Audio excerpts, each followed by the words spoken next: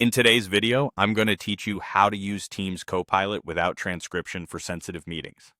If you want the benefits of real-time AI support without leaving a transcript or recap behind, this approach is for you. The key is a single meeting option that allows Copilot to help in the moment and then discard its data as soon as the meeting ends.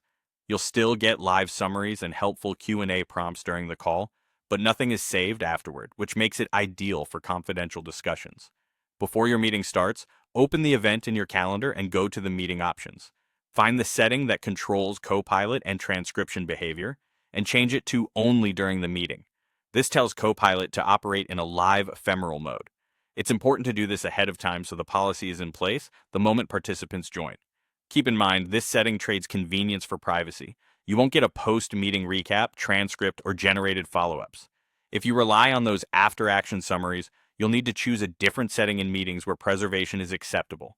For sensitive conversations, though, this limited mode is exactly what you want.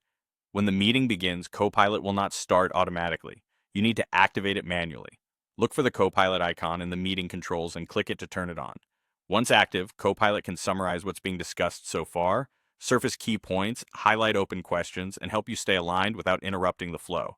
You can prompt it during the call to clarify decisions, list the main risks that came up, or capture action items as they are stated, all in real time. Because you set the option to only during the meeting, everything Copilot processes is temporary. When the call ends, that working data is deleted and there's no recap to reference later. This is by design, and it's what protects your privacy. If you need records, choose a different setting in non-sensitive contexts. Otherwise, expect a clean slate after the meeting concludes. To recap the workflow, set the meeting's option to only during the meeting in your calendar beforehand, then manually turn on Copilot from the meeting controls when you're live. You'll get the benefits of real-time insights without leaving a trace once the session ends. Thanks for watching, and I hope this helps you balance productivity with privacy in your most important meetings.